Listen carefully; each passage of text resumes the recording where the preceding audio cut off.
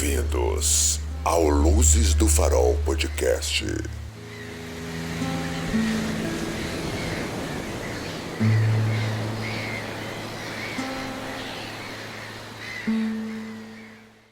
Meu nome é Brian Vincent e esse é o Luzes do Farol, um podcast onde nós falamos sobre crimes reais, filmes, séries, talvez livros e coisas obscuras na internet. E eu sou o Rafael, o co-apresentador desse programa. Então tá bom, e hoje nós vamos falar de um caso que é um tanto quanto controverso. Na verdade, ele ficou um pouco famoso na época que ele aconteceu, óbvio, mas mais recentemente agora, em 2017, 2020, ele voltou à tona porque surgiu uma pergunta na internet que as pessoas não sabiam a resposta. E aí, quando foram ver se podia mesmo acontecer isso, descobriram que já não só podia acontecer, como já tinha acontecido várias vezes.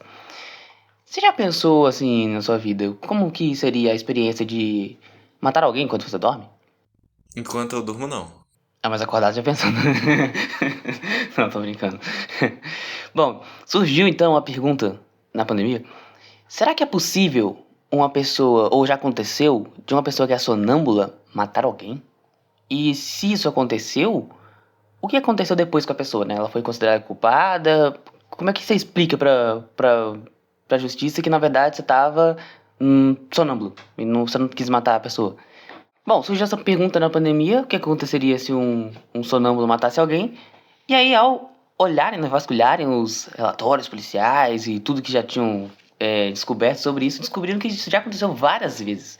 E o caso que eu vou trazer hoje é sobre o caso que ficou conhecido como Sleepwalk Killer, ou o assassino sonâmbulo, literalmente só isso. O nome dele é Brian Thomas. E a introdução desse episódio começa mais ou menos assim.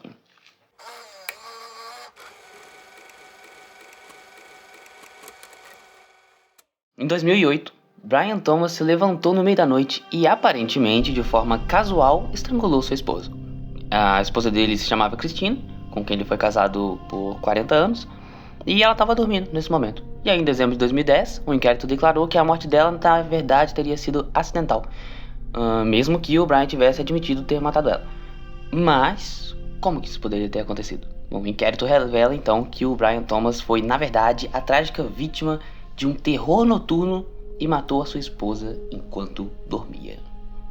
As minhas fontes eu vou deixar na descrição desse episódio porque eu simplesmente esqueci de colocá-las no meu roteiro, mas tiveram muitas. Aí eu coloquei elas separadas em um bloco de notas, um arquivo do bloco de notas, só que ficou salvo no computador lá de casa. E eu perdi as fontes, mas elas estão lá salvas. Aí assim que eu chegar pra colocar esse episódio no ar, eu coloco na descrição do episódio. Mas foram muitas fontes, entre elas o Science Focus, o Focus de foco, tá? Veja bem. O Guardian e BBC News e algumas outras que eu não lembro, mas vai estar tudo aí na descrição. Bom, como você pode ter visto, é um caso real que fala sobre um maluco que passou... Um homem que possuía um distúrbio de sono e ele era sonâmbulo de vez em quando.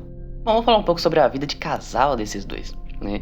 Durante muitos anos, o Brian e a esposa dele, a Christine, raramente eles dormiam na mesma cama, porque eles já tinham tomado uma decisão em conjunto de dormir em quartos separados, porque o sonambulismo crônico dele atrapalhava o sono dela.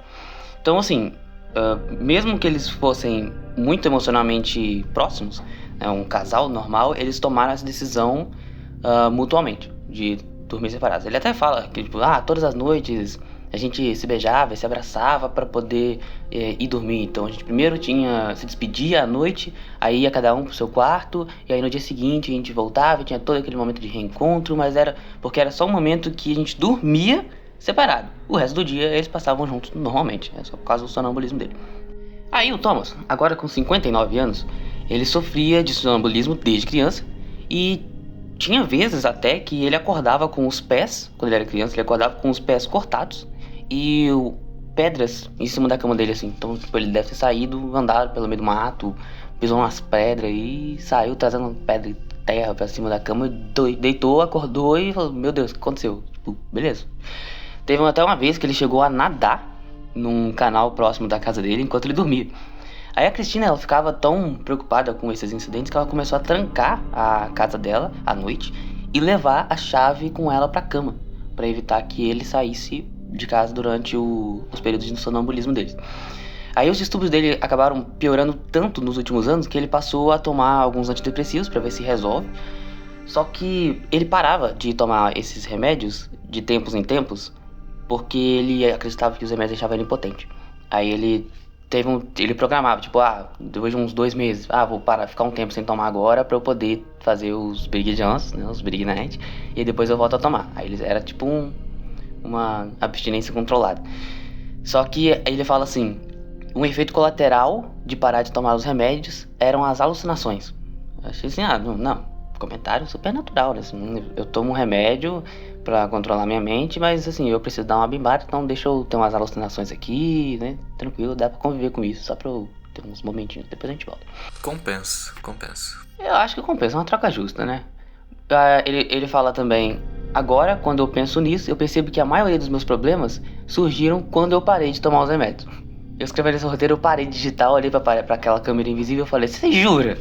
Você tem certeza que os seus problemas vieram depois que você parou de tomar os remédios? Gente, tomem os remédios de vocês, tá? Se o médico de vocês falou que vocês têm que tomar remédio, toma o remédio de vocês do jeitinho que o médico falou. Mas é claro, só se ele falou também, né? Se ele não falou e você tá se automedicando também é ruim. Só faz o que seu médico diz, porque ele fez medicina e você não. Gosto que foi uma hipótese, talvez tenha sido por causa dos remédios. Ele fala, os meus problemas talvez tenham começado por causa dos remédios. A gente vai ver mais pra frente se foi talvez ou não. Bom, vamos falar sobre esse tal pesadelo então. Em julho de 2008, eles estavam em um trailer de férias. E um dia, das férias deles, um grupo de jovens que estava ali perto fez com que eles se sentissem ameaçados. Tipo, mexeu com eles ali. E aí, mais tarde naquela noite, o Brian teve um pesadelo terrível e começou a andar sonâmbulo, como já era, né, de se esperar. Ele contou pra polícia que ele viu um homem vestido de jeans e um casaco de lã preto deitado em cima da Christine. E aí ele disse que gritou com o homem e agarrou ele pelo pescoço pra defender ela. Ele fez o que ele podia fazer naquele momento pra tirar aquela pessoa dali porque tava agredindo a esposa dele. Só que aí quando ele acordou, ele percebeu que, na verdade, nas mãos dele tava o pescoço da Christine. E aí, com a constatação do ocorrido, ele percebeu que já era tarde demais, aí ele ligou pra polícia. Ele foi então, né, devido às circunstâncias estranhas do ocorrido, ele obviamente foi preso, né. E aí, por causa desse motivo de estranheza mesmo, que cercava a prisão dele, o Dr. Chris Idzikowski, o nome dele é muito difícil, só tem consoante esse nome. Chris Idzikowski, diretor do Centro de Sono de Edimburgo, foi chamado para poder examinar ele e tentar determinar exatamente o que aconteceu naquela noite. Esse doutor, ele conta que eles instalaram sensores e realizaram um estudo de sono no Brian, enquanto ele estava na prisão. É estranho falar de alguém que tem o mesmo nome que eu, mas tudo bem. Ele fala assim, nós medimos as ondas cerebrais, o movimento dos olhos, o tônus muscular do queixo, a perna, o fluxo de ar nasal, o esforço respiratório e os níveis de oxigênio. Então assim, nessas gravações, o Idzikowski procurava qualquer comportamento de sono que indicasse que o relato dele sobre ter esses eventos, né, de sonambulismo fosse plausível. Ele falava assim, eu procurava os gatilhos no sono que podem levar a episódios de sonambulismo. Coisas como a apneia obstrutiva do sono, quando a respiração é interrompida, né? Ou movimentos periódicos dos membros, nos quais as pernas ou os braços começam a se mover de forma semelhante a um ataque. E aí, no caso do Brian, esses tipos de sinais foram bastante fáceis de encontrar, né? Não tinha dúvida de que ele passava de fato por essa condição. Isso, juntamente com os relatos de testemunhas sobre o sonambulismo dele, ajudou a construir uma imagem de que ele era alguém que na verdade estava sofrendo de parassonia ambulatorial, que na verdade é um termo mega nerd para dizer, abrange um comportamento de caminhada durante o sono. Tipo, você tá andando quando você dorme. O que a gente chama de sonambulismo, popularmente. Mas é claro que isso por si só não era o suficiente para poder inocentar ele de um assassinato. No final das contas, mesmo que ele estava sonâmbulo, se ele estava dormindo, se ele estava acordado, não interessa. O problema é que ele matou alguém, né? Então ele continuou preso por um tempo. E aí o Idzikowski diz, não dá para ter certeza, nunca dá para ter certeza em todos os casos de que de fato a pessoa passa por isso ou não. Se eu fizer um exame, aí todos os indícios do exame dizem que sim, aí às vezes vai ver não. Ou então todos os indícios dizem que não e às vezes vai ver assim. Então é muito impreciso essa ciência. Bom, depois de fazer essas gravações do sono dele, o caso ele precisaria ser tratado, então, como um caso normal. Então, mesmo que ele tivesse provas de que tivesse sido uma condição de distúrbio do sono, ele ainda teria que ser tratado como um criminoso normal. Foi preso, passou por um julgamento, então, mesmo com o diagnóstico, tá tudo certo, vai continuar preso, porque você continua matando alguém. Mas será que isso acontece com frequência? Depois de ver que esse caso aconteceu, eu comecei a pensar, será que isso acontece com frequência? E muitas pessoas também pensaram isso durante a pandemia. E na verdade, a resposta, infelizmente, é que sim. Casos como esse do Brian, eles não são incomuns. Na verdade, na última década, teve um número crescente de crimes envolvendo sonâmbulos, incluindo um caso amplamente divulgado em que um homem dirigiu cerca de 20 quilômetros. Ele dirigiu 20 quilômetros, esfaqueou a sogra até a morte, feriu o sogro, tudo isso enquanto ele dormia. Como uma pessoa dirige enquanto dorme, eu não sei, mas o cara dirigiu. Tem minhas dúvidas, né? Então, eu nem sei como falar isso, mas assim... se ele disse que dormiu, quem sou eu pra falar? Ele dirigiu 20 km, ele dirigiu de uma cidade até a outra dormindo. Entrou na casa da sogra, matou ela a facadas, sogro, enquanto ele dormia. Então, né? O cara é o maior serial killer, o cara é o maior matador de aluguel durante o sono dele. O cara, enquanto ele dorme, ele vira um agente da morte. E aí, de fato, nos Estados Unidos, esses crimes eles se tornaram tão frequentes que o doutor Michael Kramer, ou Michael Kramer Borderman, que faz parte do Instituto de Sono do Minnesota, criou o primeiro laboratório forense do sono no planeta, que serve justamente para ajudar a resolver esse tipo de caso em que a defesa de sonambulismo é usada no julgamento. Ele tá ali para mostrar se é isso ou não, entendeu? Ele criou um laboratório só para estudar isso. E aí, de acordo com o Kramer, que eu inclusive achei esse nome muito legal, o cérebro de um sonâmbulo, ele efetivamente entra em o que ele chamou de curto-circuito durante as primeiras horas do sono, o que permite com que ele se levante e comece a andar. E aí que eu coloquei no meu roteiro, esse é o momento de colocar o chapéuzinho. Vem aí, deixa eu colocar meu chapéu, imagina. Vem aí uma explicação sobre a neurofisiologia do sono, por Brian Vincent, usando como fonte principal o podcast do professor e PhD em Neurociências e Neurofisiologia Geral da Universidade de Santa Catarina, André Maier e Eslen Danugari. Podcast. Bom, muita gente acha que o sono... Agora é ciência, tá? Muita gente acha que o sono é um processo passivo, que a pessoa deita ali e nada acontece. Mas na verdade é um processo superativo. Se a gente olhar as frequências do cérebro da pessoa, muita coisa ali está acontecendo. E inclusive tem um grande gasto de energia durante esse processo. Todos os animais que a gente conhece hoje, incluindo células e animais unicelulares, eles passam por algum processo que é equivalente ao sono. Então até células dormem. Todo mundo precisa dormir. Inclusive um fun fact. A falta de sono é cumulativa. Se você dorme menos que você deveria hoje, essa dívida vai ficar em aberto, e quando você puder dormir, você vai dormir além do que você geralmente dorme para poder pagar essa dívida.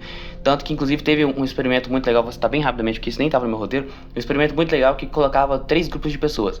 Um grupo podia dormir às 8 horas completas normalmente, o outro grupo podia dormir só até 5 horas e o outro grupo não podia dormir por hora nenhuma.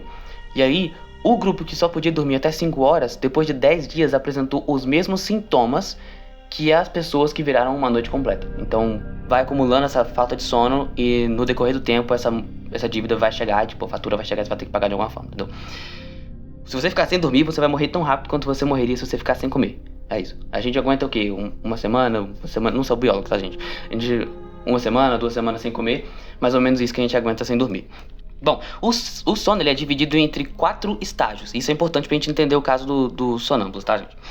O primeiro estágio é o estágio de sonolência, que é quando a gente tá meio grog, quase dormindo, a gente tá meio, tontinho, que o padrão de atividade do cérebro ele começa a mudar. Se a gente olhar as frequências, a gente vai ver que são umas ondas um pouquinho maiores do que quando a gente tá acordado. Depois a gente passa pelo sono leve, que é uns 10 minutos depois que a gente entrou na sonolência. Já dá uns 10 minutos e a gente já entra no sono leve. Que as ondas do cérebro elas estão ainda maiores e 2 áreas eu escrevi aéreas. 2 áreas do cérebro elas começam a se comunicar. Uma dessas áreas é o hipocampo, que de uma forma didática e mais fácil para quem é ouvinte não estudou nada sobre isso entender, é como se fosse um pendrive. A gente tem um computador e a gente tem um pendrive, né? Como se fosse um pendrive, onde o cérebro deixa as memórias temporariamente, estou sendo bem didático aqui, deixa as memórias ali armazenadas de maneira temporária. Aí, essa área começa a se comunicar com o córtex, como que transferindo esses dados do pendrive pro HD, sei lá, concluindo aqui a minha analogia. Essa outra área, no caso, é o córtex. Lá ficam todas as informações permanentes do que a gente conhece sobre o mundo até então. Tudo que a gente sabe hoje, todas as memórias que a gente tem, fica ali no córtex. Então, no hipocampo fica as memórias temporárias e lá fica as memórias que popularmente aí, né, na cabeça do povo, inclusive por causa dos filmes da Disney, é chamado de memórias de longo prazo, né? Esse processo, inclusive, chama consolidação, é um processo que passa do hipocampo pro córtex. Essa transferência também é boa para liberar espaço no seu pendrive, né? Inclusive, é um indício de que sonecas à tarde é bom para produtividade, porque você libera o espacinho na sua cabeça para você poder absorver mais informações e aprender mais coisas. Depois a gente chega no sono profundo. E agora, o padrão de atividade do cérebro está bem diferente. Quando a gente está acordado, quando a gente está acordado, os nossos neurônios estão se comunicando em momentos todos diferentes, assim, sem sincronia, como se fosse uma conversa de bar, um barulhão, blá, blá, blá, blá, barulhão, todo mundo conversando ao mesmo tempo. Quando a gente chega no sono profundo, essa bagunça é como se todo mundo começasse a bater palma sincronizado. Tá. Então tá todo mundo se comunicando ao mesmo tempo, só que tá sincronizado. Então a gente vê, se a gente for olhar a frequência, a gente vê umas ondas bem grandonas assim, que é o somatório dessas atividades todas, só que numa frequência baixa. Esse é um dos motivos pelo qual é muito difícil de acordar uma pessoa no sono profundo, porque o cérebro dela tá diferente de quando ela tá acordada, tá muito diferente, é difícil fazer essa volta, né, voltar pro estado de acordado. E aí a gente chega no que as pessoas devem conhecer por aí, que é o sono REM, que chama REM é a sigla para Rapid Eye Movement, que é movimento rápido dos olhos. Que é depois de descer até o sono profundo, curiosamente a pessoa começa a subir de novo. Então ela desce sonolência, sono leve, sono profundo, aí ela sobe de novo. Sono leve, sonolência, e aí chega no sono REM. Nesse momento, o padrão de atividade do cérebro muda de novo e começa a ficar mais parecido com quando a gente está acordado. Porém, a gente não está acordado. E aí é um dos motivos pelo qual muitas pessoas chamam, os cientistas, né, da área, chamam esse sono de sono paradoxal. Porque se você olhar as atividades do cérebro, parece que ela está acordada, mas na verdade ela está dormindo. Esse é o sono REM. O que acontece ali? Uma das muitas coisas que acontecem ali, né? O corpo da pessoa fica imóvel, isso é um detalhe importante, o corpo da pessoa fica travado por causa de uma espécie de, sendo didático, uma trava de segurança, que é justamente porque geralmente nesse estágio do sono é que a gente sonha. A gente também sonha nos outros, mas nesse estágio a gente sonha mais. O sonho, de uma forma mega resumida também, ele é uma reativação aleatória de regiões do nosso cérebro que são utilizadas quando a gente está acordado, tipo o hipocampo, o córtex. Ele revive memórias, sentidos, visão, tato, olfato, tudo. Ele revive todos os nossos sentidos, só que enquanto a gente está dormindo. E aí a gente tem essa trava de segurança, então a gente não mexe. Por quê? Porque senão seria perigoso, né? Imagina eu tô sonhando que eu tô lutando karatê. Aí eu tô lá na minha cama e você começa a encenar os movimentos de luta, assim. Ia ser perigoso, né? Então a gente tem essa trava de segurança. Aí, depois que a pessoa chega no sono REM, ela volta, né? A descer, de volta pro sono profundo. Depois ela sobe, desce. A gente tem mais ou menos 4 ciclos desses por noite. Cada um deles dura 90 dias. 90 dias é foda. Cada um deles dura 90 minutos. Bom, tirando meu chapeuzinho agora, vamos voltar pro Dr. Graham. O que ele diz? Tendo isso em mente, né? Tendo entendido isso, ele diz que acontece o seguinte. Algo dá errado na hora de trocar nessas fases, né? Na hora de andar entre uma fase e outra. Cria então um impulso elétrico que é muito grande, é um mega impulso, uma ondona assim, que desencadeia uma sobreposição entre os estados. Então a pessoa ela não está totalmente em REM, então os músculos delas, ao invés de estar travados, eles estão relaxados, porque ela não está em REM totalmente. Só que ao mesmo tempo ela não está no sono não REM também ao mesmo tempo. Então ela vai estar destravada, porque o corpo acha que ela não está em REM, só que ao mesmo tempo ela vai estar sonhando, porque o corpo acha que ela está em REM. Então é uma bagunça. Então ela vai estar sonhando com o corpo destravado. E lembra que eu falei que é perigoso? Porque imagina que você está sonhando que você está lutando karatê, você começa a ensinar os movimentos.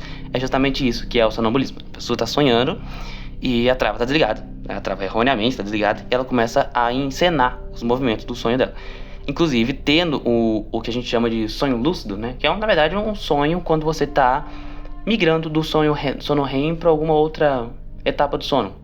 Então, tipo, se a gente está migrando mais para baixo, mais em direção ao sono profundo, é um sonho mais morto, um sonho que as coisas acontecem, mas é meio sem emoção. Se a gente está migrando para cima, que é tendendo a ficar acordado, a gente vai ter um sonho lúcido, em que a gente olha, a gente escuta a conversa das pessoas em volta, vê as coisas em volta e a gente está sonhando ao mesmo tempo. É o que as pessoas chamam de alucinação também, né? Mas por que isso leva a um comportamento peculiar, tão violento, né? Porque a gente sonha, mas eu posso sonhar que eu tô vendo uma lhama e essa lhama tá me dando um beijo na bochecha. Por que a pessoa sonâmbula, ela quase que via de regra, ela tá sendo violenta? Ele diz que acontece por causa de uma neuropatologia que tem a ver, inclusive, com o mercado imobiliário. Agora, o que ele quis dizer com isso? As estruturas do cérebro, tipo o hipotálamo, que é o que controla todos os nossos... tudo que tem a ver com o nosso sistema simpático e parasimpático. Nosso sono, nossas emoções, todo essas áreas do cérebro, elas ficam com comportamentos diferentes do natural. Então é uma pessoa que o cérebro dela funciona diferente. A gente, que nós somos pessoas normais, a gente não passaria por um evento desse porque nós não temos essa psicopatologia. A neuropatologia, na verdade. A pessoa que tem, ela vai passar. E é isso aí. Aí, esse maluco, esse doutor, ele foi lá, voltou no caso do Thomas e pediu pra rever as informações. E aí ele fez toda uma explicação no tribunal, e depois de um tempo, depois de 10 meses preso, esse cara foi solto. O Brian foi solto, sob a justificativa de estar neuropsicologicamente fora de si.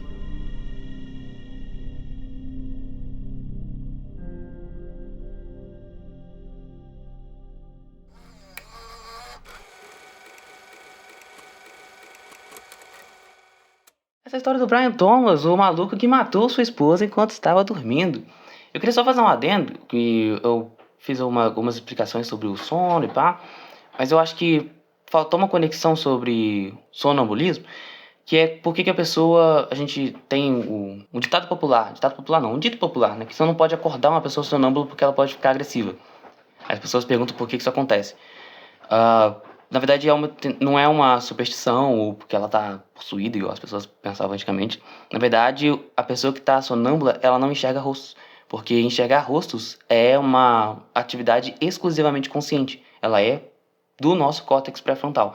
E o nosso córtex pré-frontal é uma das poucas áreas do cérebro que está desligada quando a gente está dormindo. Totalmente desligada, tá quietinho lá. Então, a pessoa, ela pode estar até de olho aberto e vendo você.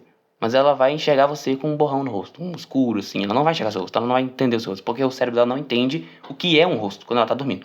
E se ela tá dormindo, né? O sonâmbulo, ele tá andando com o olho aberto, o cara dirigiu, né? Às vezes o cara até viu placas, viu faróis, pá, mas, sei lá, o que dependia o que eram atividades exclusivamente conscientes, ele não viu, porque, não sei. Agora, aquele cara do carro, eu realmente não sei explicar não, cara. Nem usando ciência, eu não sei explicar como é que o cara saiu do lugar que ele tava, dirigiu 20 km e fez toda aquela bagunça lá em outro lugar. Aquilo ali, pra mim, é putaria, entendeu? Isso aí é tudo história, tudo ficção. O homem não foi pra lua, na minha opinião. Não. Foi tudo encenado pelo Steven Spielberg. Dê sua opinião sobre esse caso, por favor. Achei paia da parte dele ter matado a esposa dele. Foi deselegante? No mínimo deselegante ele ter matado a esposa dele. Eu não faria, sinceramente. Se fosse você no lugar dele, como um sonâmbulo, e estivesse vendo alucinando ali, você não teria matado sua esposa, então? Eu nunca matei ninguém dormindo, então, sei lá. Talvez seja uma experiência única, né? A gente tem que esperar o dia que a gente for matar alguém dormindo pra saber como é que é. Mas por enquanto eu não comprei a história dele não, cara. Nenhum dos dois. Nenhum dos três, né? E aparentemente isso acontece com muita frequência. Tipo, é um negócio assim, assustador. Tanto que isso acontece muitas vezes nos Estados Unidos. Tem alguma coisa errada lá, entendeu? Tem que botar fogo no país e sair todo mundo de lá e todo mundo pra Argentina e mudar o nome pra Quando Juan. não mata acordado, mata dormindo. Esse povo tem algum problema. Cara, estadunidense gosta de matar, velho. Até dormindo os caras matam, é foda. Bom, acho que é isso aí, né? Esse foi o episódio. Muito obrigado por ter ouvido, assistido até aqui. Deixe a sua opinião nos comentários, se você estiver no YouTube ou no Spotify. Não esquece de dar 5 estrelas ou o seu like. E vai no perfil do nosso podcast para ver as fotos relacionadas a esse caso e outros casos também que a gente fez. E coisas que a gente posta nos stories e bobeiras e whatever, sei lá. Vai lá ver a gente nas nossas redes sociais, @Luzes do Farol Podcast. Estamos no YouTube, Luzes do Farol Podcast. Estamos no Spotify, os agregadores de áudio, Luzes do Farol Podcast e todos os lugares. Só pesquisar isso aí que você vai achar a gente. Até a próxima e tchau.